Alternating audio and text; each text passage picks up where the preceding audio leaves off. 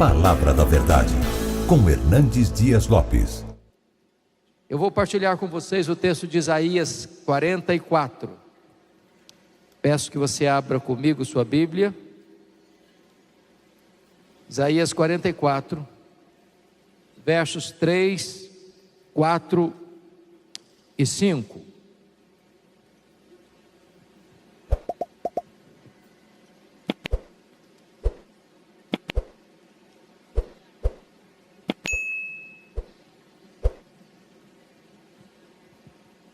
Isaías 44, 3 a 5, diz assim: porque derramarei água sobre o sedento, e torrentes sobre a terra seca. Derramarei o meu espírito sobre a tua posteridade, e a minha bênção sobre os teus descendentes.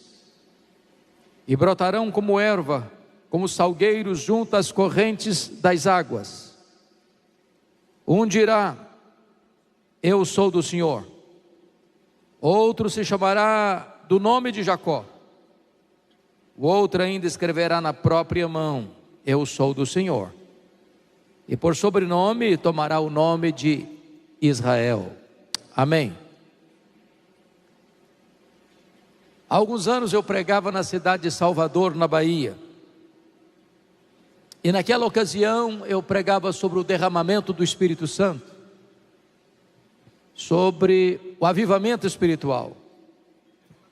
E lá estava naquela reunião uma repórter da cidade para uma entrevista.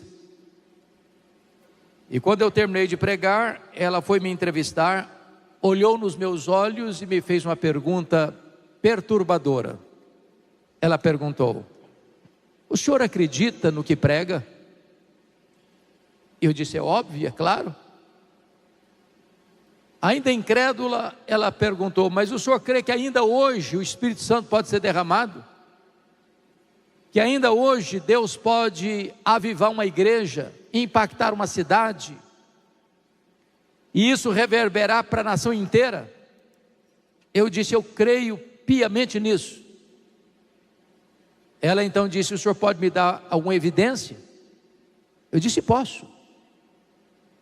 E eu citei para ela dois exemplos. Eu citei para ela o que aconteceu na Inglaterra no século XVIII. Vocês bem sabem que, em virtude do racionalismo francês e do iluminismo, uma onda de ateísmo varreu a Europa no século XVIII. Na Inglaterra, as igrejas estavam trôpegas, áridas e vazias. Prevalecia a jogatina, a iniquidade, a prostituição. Para vocês terem uma ideia, de cada 6 casas em Londres, um era um prostíbulo. A criminalidade crescendo, a violência nas ruas, as igrejas vazias, pregadores descomprometidos pregavam sermões mortos para auditórios vazios e sonolentos e desciam do púlpito para se embriagar nas mesas de jogo. Ninguém acreditava que a igreja da Inglaterra pudesse ressurgir-se das cinzas. Mas quando todos apostavam no fracasso da igreja, alguns jovens da Universidade de Oxford começaram a orar por um derramamento do Espírito, começaram a orar por um reavivamento. Entre eles estava John Wesley, George Whitefield, e esses moços se reuniam constantemente para chorar pelos seus pecados, para confessar os seus pecados e para clamar aos céus por um avivamento espiritual na Inglaterra. Foi numa dessas reuniões de oração, 31 de dezembro de 1829, é que o Espírito Santo, naquela reunião, foi derramado com grande graça e poder. Aqueles jovens ficaram cheios do Espírito Santo. Aqueles jovens se levantaram no poder do Espírito Santo. E naquele momento, as igrejas começaram a ficar cheias de pessoas famintas pela presença de Deus. Nas praças as pessoas se acotovelavam, disputando um espaço para ouvir a palavra de Deus. Aquele avivamento varreu toda a Inglaterra. Aquele avivamento levou centenas de milhares de pessoas a Cristo. E a história da Inglaterra mudou. Mais tarde, os historiadores afirmaram que foi este avivamento inglês que salvou a Inglaterra do banho de sangue da Revolução Francesa que atingiu a França. Deus pode fazer o mesmo no Brasil.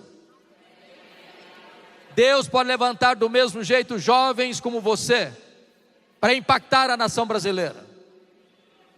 E não temos dúvidas, se os jovens se levantarem no poder do Espírito Santo nesta nação, o Brasil há de ser sacudido também por um poderoso reavivamento espiritual. O segundo exemplo que eu dei para aquela repórter aconteceu mais recentemente, em 1989, na Romênia. Acho que alguns de vocês sabem que a Romênia foi governada por longos anos por um carrasco, um ditador cruel, chamado Ceausescu.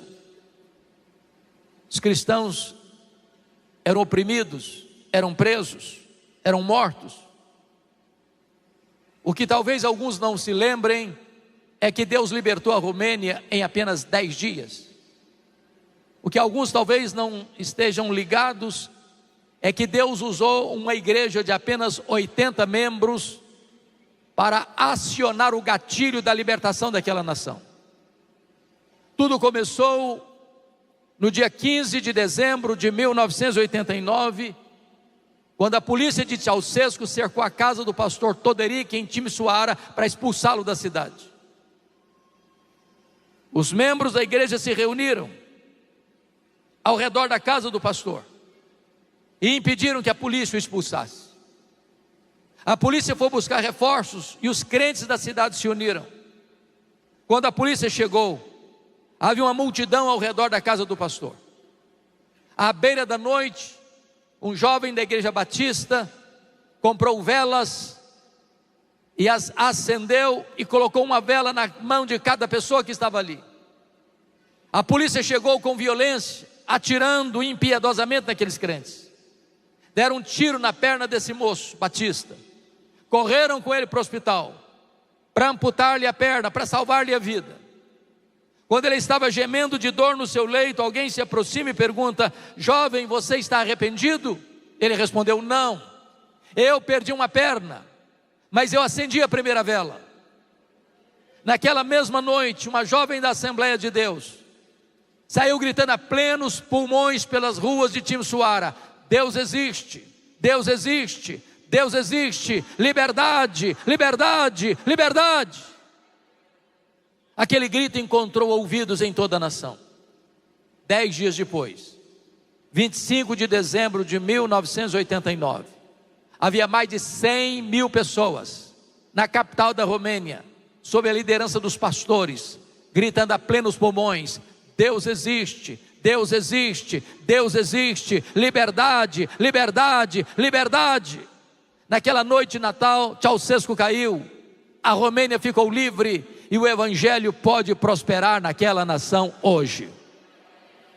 Eu creio que Deus pode fazer o mesmo hoje em nossa geração, através da juventude que tem se levantado para buscar a plenitude do Espírito Santo.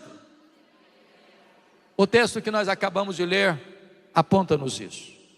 E há 4 verdades que destacam no texto. Primeiro, o derramamento do Espírito, o avivamento, é uma promessa de Deus. Segundo, derramamento do Espírito, o avivamento, é uma necessidade da igreja. Terceiro, o derramamento do Espírito, o avivamento, deve ser buscado pela igreja. E a 4ª verdade que eu quero partilhar nesta manhã é que o derramamento do Espírito, o avivamento, traz resultados extraordinários para a igreja. Vamos ver o primeiro ponto. O avivamento é promessa de Deus. Olha comigo o verso 3.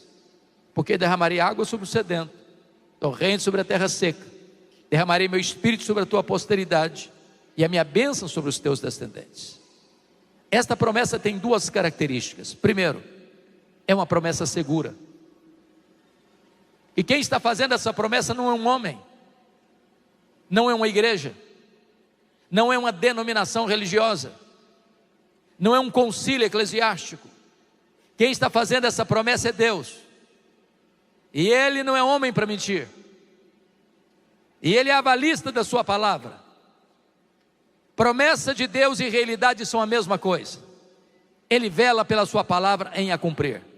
Se Ele prometeu, Ele é fiel para cumprir. Podemos ter plena segurança disso.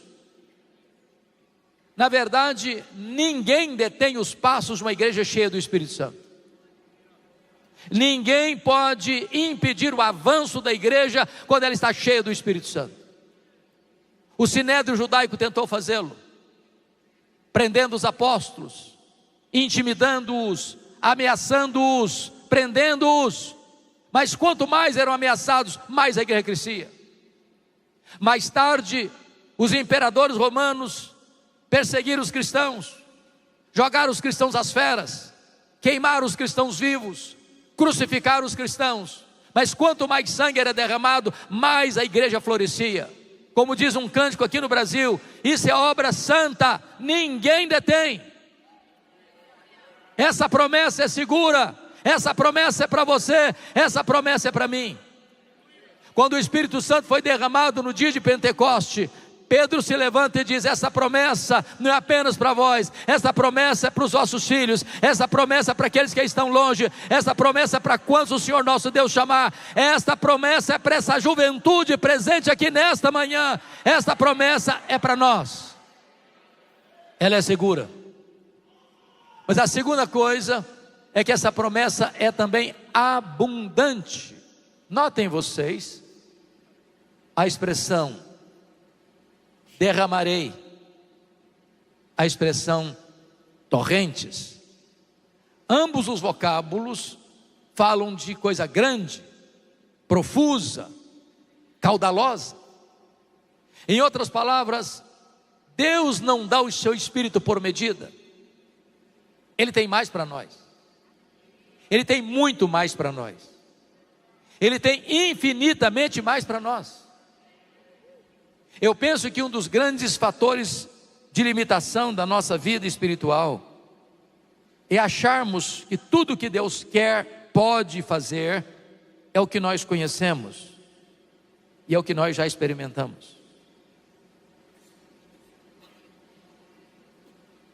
Por exemplo, para mim a oração mais audaciosa da Bíblia está em Efésios 3,19.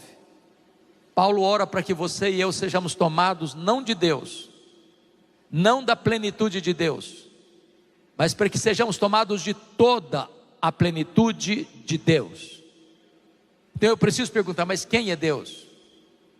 E só para recordar para vocês os atributos, só Deus os tem e não partilhou conosco nem com os anjos. Deus é autoexistente, Deus é infinito, Deus é imenso, Deus é eterno, Deus é imutável, Deus é onipotente, Deus é onipresente, Deus é onisciente, Deus é transcendente, Deus é soberano, Deus é maior que tudo quanto Ele criou. Mas fica uma outra pergunta: qual é o tamanho daquilo que Deus criou? Nenhum cientista, nenhum astrônomo, por mais robusto que seja o seu conhecimento, por mais peregrina que seja a sua inteligência, é capaz de afirmar categoricamente qual é o tamanho exato do universo. Mas o que se sabe e se afirma hoje é que o nosso universo tem mais de 93 bilhões de anos-luz de diâmetro. E o que significa isso? Significa que se você voar à velocidade da luz 300 mil quilômetros por segundo, nessa velocidade, você demoraria mais de 93 bilhões de anos para ir de uma extrema ao outro do universo. Pois o Deus que adoramos nesta manhã é maior que o universo. Ele é transcendente. E agora Paulo está orando para que você e eu, frágeis vasos de barro, sejamos tomados de toda a plenitude de Deus. E se você é tentado a pensar que Paulo estava delirando na prisão quando fez esta oração, o verso seguinte, Efésios 3,20 diz assim: ora, aquele que é poderoso para fazer não mais, não muito mais, mas infinitamente mais do que tudo quanto pedimos ou pensamos, conforme o seu poder que opera em nós. A Ele seja a glória na igreja e em Cristo Jesus, agora e pelos séculos eternos. Então eu quero dizer para você que Deus tem mais para você, Deus tem muito mais para você, Deus tem infinitamente mais para você. Você pode, eu posso, e nós podemos ser tomados de toda a plenitude de Deus. Permita-me ilustrar.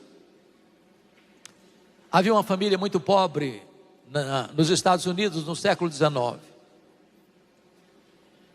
Esta família tinha 7 filhos pequenos de 14 anos para baixo. Quando o pai morre, deixando a viúva pobre, endividada, com 7 filhos para criar e grávida do 8º filho. Quando nasce o 8º, não é o 8º, é o 8º e o 9º, porque eram gêmeos. Esta mulher não tinha a mínima condições de cuidar de todos os filhos, mas ela não abriu mão de nenhum dos filhos. Com 39 anos de idade já estava com seus cabelos brancos de tanto trabalhar no campo para dar comida para os filhos. E um dia o 5º filho disse para ela: mamãe, eu vou sair da roça, eu vou para a cidade, Deus tem um plano na minha vida. E foi para Boston, Massachusetts. Ali o seu tio conseguiu-lhe um emprego numa sapataria. E um dia o seu professor de escola bíblica dominical, Sr. Edward Kimball, foi lá na sapataria e levou aquele jovem adolescente a Jesus. Aquele moço um dia está na igreja e o pregador disse assim: o mundo está para ver o que Deus pode fazer com um homem totalmente entregue nas suas mãos. Ele disse: meu Deus, eu quero ser esse homem. Deus o levantou para ser um grande pregador. Ele não tinha tanta instrução formal. E um dia ele estava pregando em Chicago, em Illinois, quando 2 senhoras idosas da igreja metodista abordaram-no na porta da igreja e disseram: nós estamos orando pelo senhor. E ele perguntou: mas por quê? Para que Deus o revista com o poder do Espírito Santo. Ele estava em Nova York, andando na Wall Street, quando de repente o Espírito Santo veio com um grande poder sobre ele. Ele saiu correndo, entrou na casa de um amigo, entrou no quarto, fechou a porta, caiu de joelhos. E parecia que ondas elétricas penetravam pelo seu corpo. Ele foi tomado de um gozo inefável, de uma alegria indizível, e ele disse: ainda que me dessem toda a riqueza do mundo em troca dessa experiência, eu rejeitaria. Quando ele se levantou dos seus joelhos, nunca mais a vida dele foi a mesma, nunca mais a história da América foi a mesma. Aquele homem, a partir dali, levou mais de 500.000 pessoas a Cristo. Eu estou me referindo a Dwight Lima Moody, um dos maiores avivalistas de todos os tempos. Deus é o mesmo, Deus pode fazer o mesmo, porque a sua promessa é segura, porque a sua promessa é abundante. Mas há uma segunda verdade no texto que eu passo a destacar. O avivamento não é só promessa de Deus. O avivamento é também necessidade da igreja. Volte o seu olhar outra vez para o verso 3. E derramarei água sobre o sedento, então reino sobre a terra seca. Derramarei meu espírito sobre a tua posteridade e a minha bênção sobre os teus descendentes. Há na Bíblia muitos símbolos do Espírito Santo, como hálito, vento, fogo, azeite, pomba, água. A grande pergunta é: por que o Espírito Santo aqui está sendo simbolizado pela água? Em primeiro lugar, é porque não há vida sem água. Você pode ter a melhor terra, você pode ter a melhor semente, você pode ter os melhores insumos, se não tiver água, a semente morre mirrada no ventre da terra. O que significa isso? Você pode ter as melhores estruturas, você pode ter as melhores tecnologias, você pode ter os melhores instrumentistas, você pode ter os pregadores mais eloquentes. Sem o Espírito Santo não tem vida na igreja. Nós poderíamos reunir todo o nosso conhecimento, todas as nossas técnicas, toda a nossa capacidade de comunicação, e não produziríamos um convertido sequer. Nós precisamos do Espírito Santo. É Ele quem convence de pecado, é Ele quem regenera, é Ele quem nos batiza no corpo de Cristo, é Ele quem nos sela para o dia da redenção, é Ele quem nos santifica, é Ele quem nos dá dons espirituais, é Ele quem nos dá poder espiritual. Nós precisamos do Espírito Santo. Mas em segundo lugar, obrigado, filho. Mas em segundo lugar, a água é necessária para purificar. E eu não sei se você já fez essa pergunta, que o Dr. Leonard Ravenhill traduziu no título do seu livro: Por que tarda o pleno avivamento? Porque às vezes ouvimos os trovões, enxergamos os relâmpagos, e a chuva não desce. O que é que está impedindo o avivamento? Será que Deus esqueceu-se da sua promessa? Será que o coração de Deus está fechado? Será que Deus não age mais hoje? Será que a igreja não precisa? E a única resposta a essas perguntas é: entre as torrentes de Deus e a terra seca há um obstáculo. E qual é esse obstáculo? É o pecado. Antes de Elias subir para o cume do Carmelo e clamar pelas chuvas restauradoras de Deus, ele tirou Baal do caminho. Não adianta trocar o nome de Baal, não adianta dar novas roupagens para Baal. Enquanto Baal não for retirado, as torrentes não caem. Diz a Bíblia que certa feita, Josué, depois de uma retumbante vitória na cidade de Jericó, colhe amargamente uma fragorosa derrota diante da pequena cidade de Ai. E Josué caiu no chão, prostrado com os anciãos. E Deus disse para Josué: pode ficar de pé, Josué. Há pecado no meio do arraial. Enquanto o pecado não for retirado, eu não serei convosco. Enquanto o pecado não for tratado, não podereis resistir aos vossos inimigos. Às vezes imaginamos que o maior problema da igreja é a presença do diabo, e não é. O maior problema da igreja é a ausência de Deus. Se Deus é por nós, quem será contra nós? Mas e se Deus for contra nós? Quem será por nós? Há pecado no meio do arraial. A igreja hoje enfrenta uma onda de secularização. Hoje cerca de 50% dos jovens crentes perdem a fé ao entrarem numa universidade. O índice de divórcio entre o povo de Deus é quase o mesmo dos que estão fora da casa de Deus. A quantidade de jovem que vai para a cama no namoro hoje, jovens cristãos, é quase a mesma daqueles que não são cristãos. A quantidade de crentes hoje que são enrolados em seus negócios, desonestos em seus tratos comerciais, é quase o mesmo lá de fora. A igreja precisa de um choque ético, a igreja precisa se arrepender. E entendamos, amados, que é o Espírito Santo quem convence de pecado. Sem a obra do Espírito Santo, o nosso coração ficará endurecido. Sem a obra do Espírito Santo, nós criaremos mecanismos para dizer que pecado é doença, que pecado é trauma, que pecado é recalque, que pecado é tanta coisa. Enquanto o pecado não for tratado, enquanto não houver purificação, as chuvas serão retidas. Precisamos de um avivamento. Avivamento começa com choro pelo pecado. Avivamento começa com arrependimento genuíno. Avivamento começa com volta para Deus.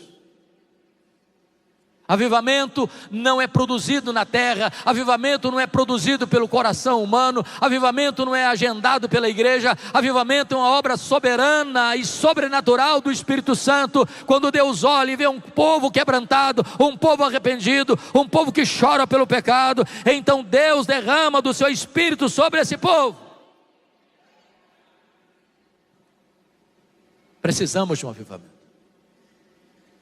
Mas há uma terceira verdade, meus amados, que eu gostaria de tratar. O avivamento deve ser buscado pela igreja. Volte os olhos de novo ao verso 3. Porque derramarei água sobre o sedento, torrente sobre a terra seca. derramarei meu espírito sobre a tua posteridade e a minha bênção sobre os teus descendentes. Notem duas palavras aqui: sedento e terra seca. Já há 15 anos eu tenho a oportunidade de pregar uma das maiores conferências deste país, a Consciência Cristã, em Campina Grande, na Paraíba. Este evento acontece sempre no período do Carnaval brasileiro. E muitas vezes eu cheguei na Paraíba, em Campina Grande, e a terra estava nua, rachada, bramando por chuva, e o gado morrendo de fome e de sede. Terra seca. Você bem sabe que a sede é diferente da fome. Quando você está com fome, o seu estômago dói. Se você não come na hora, a dor vai embora e você jejua um dia, 2 dias, 3 dias, uma semana. Tem gente que consegue jejuar mais. Mas não é assim com a sede. A sede é implacável. A sede tortura você. A sede estiola você. A sede seca você. A sede mata você. Quando é que a igreja experimentará um avivamento? É quando a igreja tiver sede de Deus. Não sede de bênçãos. Não sede de coisas. Não sede de prosperidade. Não sede de riqueza. Não sede de saúde. Não sede de milagres, mas sede de Deus. Avivamento é sede de Deus. É por isso que nunca houve, nem na história bíblica, nem na história da igreja, qualquer avivamento que não tenha sido precedido por oração, oração, oração. Antes de Deus derramar o seu Espírito sobre a igreja, Ele move a sua igreja a buscar a sua face. Deus me deu o privilégio de visitar alguns avivamentos na história. Eu tive a bênção de visitar Kwasi-Zabanto, na África do Sul, onde aconteceu um grande avivamento em 1966. Pastor Erle Stigen foi trabalhar entre os Zulus, uma tribo animista e feiticeira. Ele armava uma tenda e pregava. Resultados magros, pequenos, pífios. Até o dia que entra uma mulher, assenta-se no último banco, chorando muito. E quando ele vai encontrar com ela, ele disse: qual o seu problema? Ela respondeu: eu escutei o senhor pregar hoje, dizendo que o seu Deus tem todo o poder. Ele disse: é verdade, eu preguei isso hoje. Então eu preciso desse Deus, porque eu tenho uma filha lá em casa endemoniada, acorrentada num tronco. Ela precisa ser liberta. Vão na minha casa para minha filha ser liberta. E o pastor Erle Stigen disse que sentiu um calafrio na espinha e pensou: meu Deus, e se não funcionar, o que eu vou fazer? Quando ele chega naquela casa, a situação era muito pior. Aquela moça estava igual uma fera selvagem, ensanguentada, acorrentada, num tronco. Ele não conseguiu expulsar os demônios daquela moça.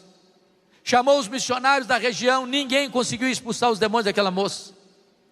Levaram aquela moça amarrada para um outro espaço, para um outro ambiente, para uma fazenda. Ela quebrou tudo por lá, tiveram que devolver a moça num estado pior. E o pastor Erle tomou a decisão: eu vou embora daqui. Eu não tenho mais credibilidade e autoridade para pregar aqui. Quando ele estava arrumando as malas para ir embora, o Espírito de Deus segredou o coração dele: você não tem que ir embora, você precisa de poder. Então ele parou toda a atividade que ele estava fazendo, convocou os missionários e começaram a buscar a Deus. Deus trouxe convicção de pecado sobre eles.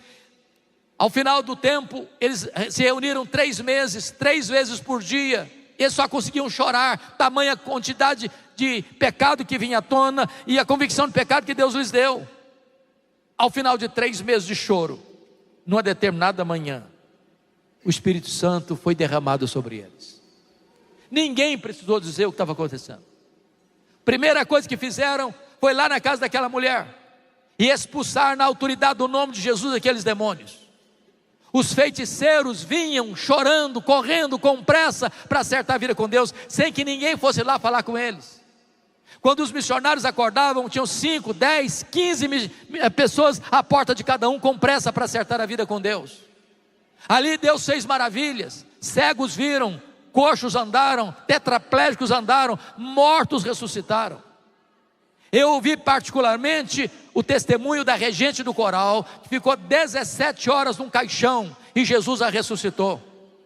Eu vi ali numa fazenda um templo construído para 15 mil pessoas, com 3 cultos por dia, e caravanas do mundo inteiro indo lá para ver o que Deus estava fazendo.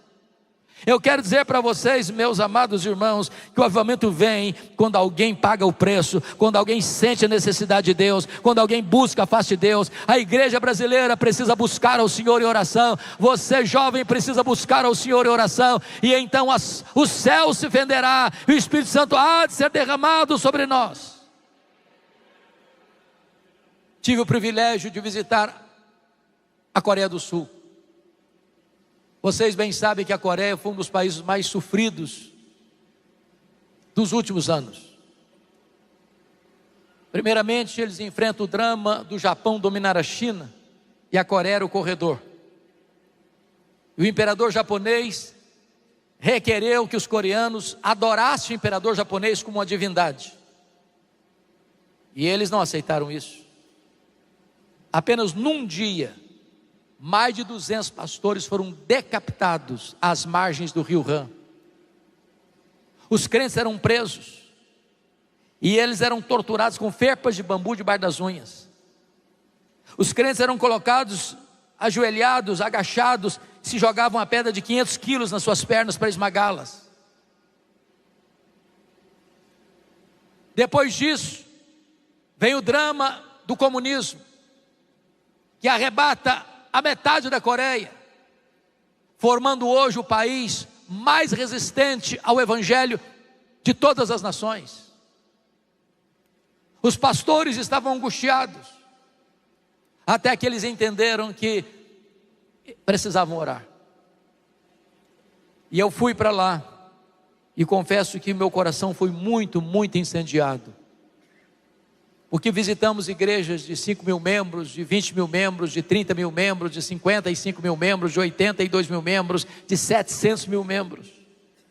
E pesquisamos todas elas e fizemos sempre a mesma pergunta: qual o principal fator de crescimento dessa igreja? A resposta foi unânime: oração, oração, oração. Nenhuma igreja era organizada lá sem ter uma reunião diária de oração pela manhã, pela madrugada. E eu perguntei a um dos professores que saíra do seminário para plantar uma igreja. Em 2 anos ele estava com uma igreja de 6 mil membros. Eu disse: vocês oram de madrugada, que vocês são orientais, essa é a cultura de vocês, esse é o hábito de vocês. Ele me repreendeu e disse: não, senhor, no mundo inteiro as pessoas levantam de madrugada para ganhar dinheiro, nós levantamos de madrugada para orar, porque Deus é prioridade na nossa vida. Eu fui na igreja Myeonsong, essa igreja com mais de 80 mil membros, tinha 4 reuniões diárias de oração, uma das 4 às 5, outra das 5 às 6, outra das 6 às 7, outra das 7 às 8. Eu fui das 5 às 6 com o nosso grupo. Meus irmãos, eu nunca vi nada igual. Quando nós chegamos, vimos gente correndo na rua, de noite, frio, com a Bíblia na mão. Quando chegamos no estacionamento, os diáconos cuidando do estacionamento. Quando nós chegamos, o coral apóstolos, e não tinha mais lugar para sentar. Eu contei mais de 80 pessoas sentadas no carpete da igreja, numa das reuniões diárias de oração. Quando aquele povo começou a orar, a sensação que eu tive é que os céus haviam se fendido, e Deus havia descido naquele lugar. Fomos à igreja do Evangelho Pleno, Paul Yang-cho, e uma coisa nos chocou muito, porque ele estava dando uma palestra para a sua liderança. E quando ele terminou a palestra, ele fez uma oração audível de 40 minutos. Eu nunca tinha escutado isso, eu nunca tinha visto isso. Quando ele foi dar uma entrevista para 82 pastores brasileiros, ele deu uma entrevista de 4 minutos. E muitos ficaram revoltados com ele, que queriam que ele desse uma entrevista de 40 minutos e fizesse oração de 4. E ele estava nos ensinando que Deus vem em primeiro lugar. Deus tem que ser prioridade na nossa vida. Um dia o telefone do seu gabinete tocou, a secretária atendeu, do outro lado da linha estava o presidente da Coreia, e o presidente disse: eu quero falar com o pastor Paul Yang-cho. A secretária disse: ele não vai atender o senhor não, ele está orando. O presidente disse: mas eu sou o presidente da Coreia e quero falar com ele agora. A secretária disse: ele não vai atender o senhor agora não, ele está orando. Mais tarde o presidente ligou bravo para o pastor, e o pastor disse: senhor, sabe por que eu não atendi o senhor? É porque eu estava falando com alguém muito mais importante que o senhor. Eu estava falando com o Rei dos Reis e com o Senhor dos Senhores.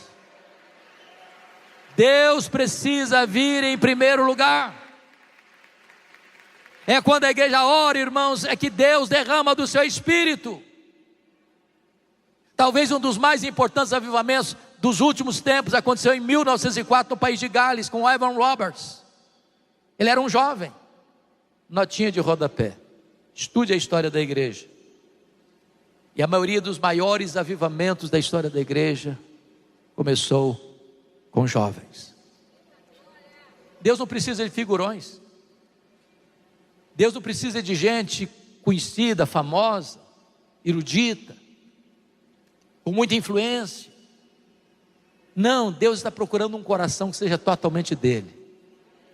Deus só precisa de um graveto seco, porque se um graveto seco pegar fogo, até lenha verde vai começar a arder. Evan Roberts era um jovem. Ele entrou no gabinete do seu pastor, e o seu pastor estava com o rosto no chão, gemendo, chorando e dizendo: Deus, dobra a minha vida, oh meu Deus, dobra a minha vida. E aquele menino ficou muito impactado, disse: meu Deus, se o meu pastor precisa ser dobrado, eu tenho que ser moído.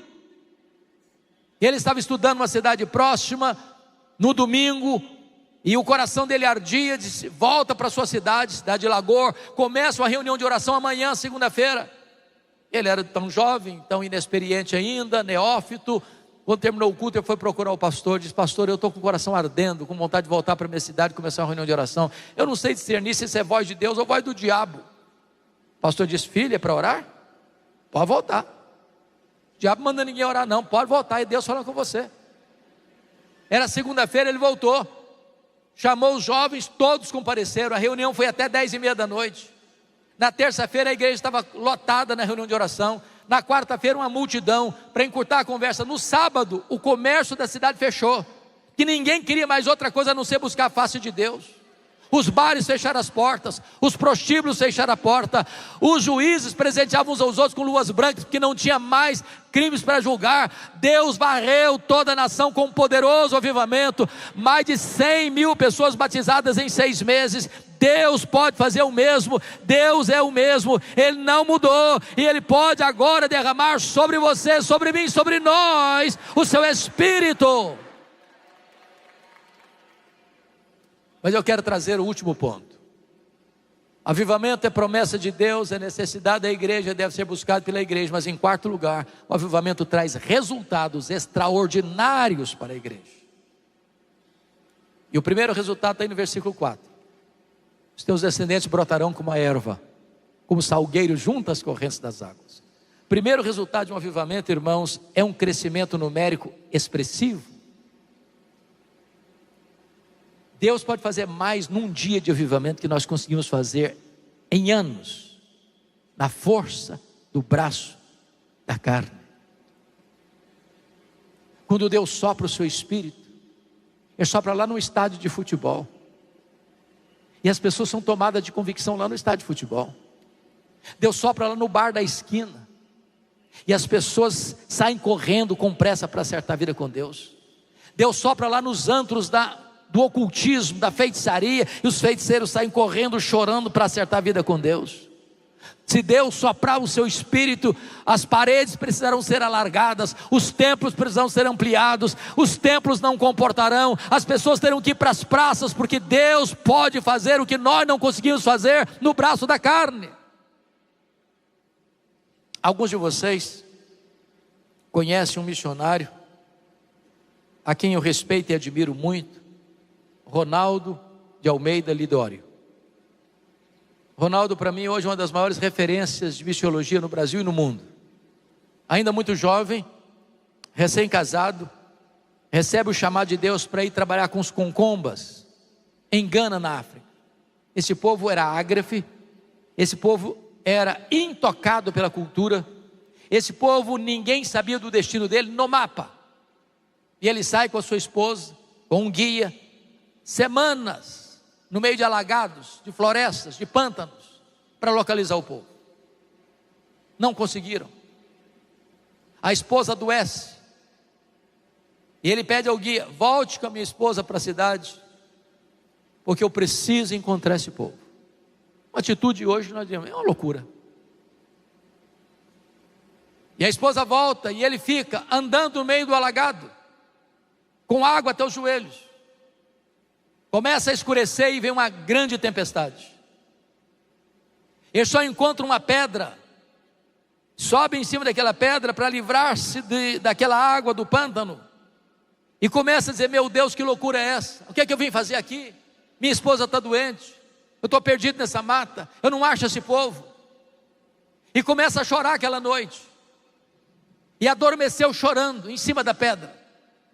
Quando o dia amanheceu, o sol bateu no seu rosto, e ele olhou longe e viu um arvoredo e as garças voando do arvoredo. O Espírito de Deus disse: é lá, é para lá que você vai.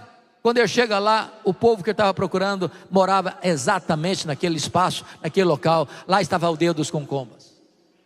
Ele fica ali 3 meses, orando a Deus, pedindo para Deus uma estratégia para alcançar o povo concomba.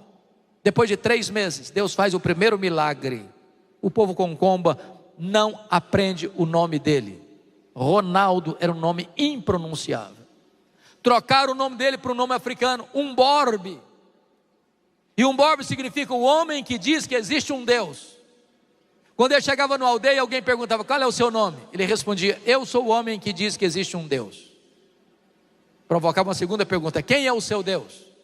Ele respondia: ajunte o povo da aldeia, que eu lhes contarei quem é o meu Deus. Não tinha melhor introdução de sermão do que o nome dele. Desta maneira, uma mulher de uma aldeia vizinha, ouvindo que lá em Coni tinha um homem que dizia existir um Deus vivo, fez uma viagem de 3 dias a pé, com a criança de 7 meses, enrolada em trapos, com a pele necrosada, da cabeça aos pés, à beira da morte. Ela chega em Coni e pergunta: o senhor é o homem que diz que existe um Deus? Ronaldo disse: sim, sou eu. Ela perguntou: eu quero saber se o seu Deus pode me ajudar, porque todos os deuses que eu conheço não puderam fazer nada pela minha filha. Se o seu Deus tem poder, peça ao seu Deus para curar minha filha. O Ronaldo pega a criança nos braços e diz: meu Deus, esse povo não sabe que tu és o Deus vivo. Este povo não sabe que Jesus venceu a morte. Jesus cura esta menina para a glória do teu nome, para testemunho do evangelho no meio desse povo. Embrulhou a criança de volta, devolveu aos braços da mãe. Ela pegou o caminho de 3 dias para sua aldeia. Quando ela chega na aldeia e desembrulha a criança, nem cicatriz de ferida havia mais no corpo daquela criança. E o Ronaldo registra num dos seus livros que a partir daquele dia não ficou sequer um dia sem que pelo menos uma pessoa fosse convertida a Cristo. Ele ficou lá 5 anos, plantou mais de 14 igrejas com mais de 4.000 pessoas convertidas. Ele grafou a língua do povo, ele traduziu o Novo Testamento para a língua do povo, e os missionários nativos estão concluindo a tradução do Antigo Testamento, e hoje são dezenas e dezenas de igrejas, milhares e milhares de pessoas convertidas, que quando Deus derrama do seu Espírito, os descendentes de Abraão vão brotando como salgueiros junto às correntes das águas. Crescimento numérico exponencial. Mas eu encerro tratando de um segundo resultado do avivamento. Versículo 5. Um dirá: eu sou do Senhor. O outro se chamará do nome de Jacó. O outro ainda escreverá na própria mão: eu sou do Senhor, e por sobrenome tomará o nome de Israel. O segundo resultado do avivamento é que todos se levantam para dizer: eu sou do Senhor. Eu sou do Senhor. Eu sou do Senhor. Eu sou do Senhor. Eu fico imaginando esse exército de jovens se levantando, cada um na sua casa, na sua família, na sua parentela, na sua vizinhança, na sua faculdade, na sua escola, no seu trabalho, e cada um dizendo: eu sou do Senhor, eu sou do Senhor, eu sou do Senhor, eu sou do Senhor, eu sou do Senhor, eu sou do Senhor, eu sou do Senhor. E essa mensagem vai sair na velocidade de um rastilho de pólvora, e o Brasil vai ser impactado, e o mundo vai ser impactado. O Instituto Moody concluiu que 95% dos crentes nunca levaram uma pessoa a Cristo. 95%. Eu quero dizer para você que Deus quer te dar filhos espirituais. E não é o seu conhecimento, e não é a sua experiência, e não é a sua metodologia. Permita-me partilhar um testemunho pessoal. Eu cheguei no seminário com 19 anos. Vim de uma região rural, talvez o mais pobre dos seminaristas na época. Não tinha dinheiro para pagar uma passagem de ônibus para ir à cidade, ia a pé. Um dia uma missionária americana fez amizade comigo e lhe disse: eu vou lhe mostrar a cidade de Campinas. E o primeiro lugar que ela me levou foi na escola de cadetes de Campinas. Quem conhece sabe que é um lugar pomposo e bonito. E eu não sei se você sabe, mas via de regra, todo seminarista, quando chega no seminário, primeiro ano, o coração está ardendo, o coração está queimando, ele prega até para poste no meio da rua. Eu chego na escola de cadetes, e a primeira pessoa que eu encontro, obviamente, um cadete, no seu posto de guarda, com a sua farda engomada, com o nome bordado na lapela da farda: João Miguel Corpas, com a metralhadora na mão. E eu me aproximo dele e pergunto: João Miguel Corpas, você conhece a Jesus, o Filho do Deus vivo? Ele faltou pouco me bater. Ele era ateu, ele zombou de mim, ele escarneceu da minha fé, e disse: não me dirija a palavra, eu não acredito nessa tolice. Confesso que eu fiquei confuso, quase que perdi o rumo de casa. Fiquei pasmo diante da reação dele. Mas Deus me deu um pouco de coragem. E eu disse: João Miguel Corpas, antes de ir embora, como você está querendo, eu preciso lhe dizer 3 coisas. Primeiro, Deus existe, você acreditando nele ou não. Deus não depende de você acreditar nele para ele existir, ele existe assim mesmo. Segundo, esse Deus ama você, e ama de tal maneira que ele deu o seu único filho para morrer em seu lugar, para dar a você a vida eterna. E terceiro, você é um pecador, e se você não se arrepender, você vai para o inferno, e até logo, e sair depressa, porque o cara estava com a metralhadora na mão. O que eu nunca podia imaginar é que no dia seguinte a missionária voltasse ao seminário, e ela voltou e disse: Hernandes, eu preciso que você vá na minha casa agora. Falou: o que foi? O João Miguel está lá em casa e quer te ver. Falei: meu Deus, será que eu fui agressivo demais? Será que eu fui indelicado na abordagem? Será que esse homem está chateado comigo? E fui para lá pensando 1000 coisas. Quando eu chego na casa, ele estava sentado no fundo da sala. Quando ele me viu entrar, ele se levantou, correu na minha direção, me agarra pelos braços, quase que me tira do chão, e com lágrimas disse: por favor, me fale do seu Deus, me fale do seu Jesus. Aquele cadete estava em lágrimas, de joelhos, se rendendo ao Senhor Jesus Cristo. Eu voltei de férias em julho, e quando eu voltei, ele me ligou e disse: eu já levei 3 colegas da escola de cadetes para Jesus. Tornou-se um evangelista. Eu saí do seminário e perdi o contato com ele. Pregando na CEPAL há alguns anos, alguém se aproxima de mim e pergunta assim: tem notícias do João Miguel Corpas? Não, eu queria muito ter notícias dele. Ele me respondeu: ele é meu amigo, ele está concorrendo ao generalato, ele é pastor evangélico, ele é pastor da Assembleia de Deus. Na semana seguinte eu estava pregando em Vila Mariana, em São Paulo, e lá estava o João Miguel Corpas com a sua esposa para me dar um abraço. 3 meses depois eu estava em Santos, jantando com a família dele, e ele me contando quantos milagres Deus fez na vida dele. Me veio à mente a verdade bíblica: abre a tua boca e eu a encherei. Não é o seu conhecimento, não é a sua técnica, é o poder da palavra de Deus. Se você recebe um revestimento do poder do Espírito Santo, você tem ousadia para pregar. Numa linguagem bem jovem, você tem sangue nos olhos e faca nos dentes. É hora da juventude brasileira se levantar. É hora de vocês serem protagonistas de um grande avivamento espiritual na nação brasileira.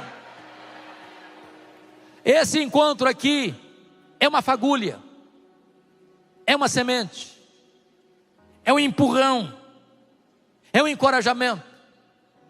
Volte para sua casa, volte para sua igreja, volte para sua cidade, volte para sua universidade, volte para o seu escritório, volte para o seu trabalho e peça a Deus: Senhor, eu quero ser um graveto seco a pegar fogo.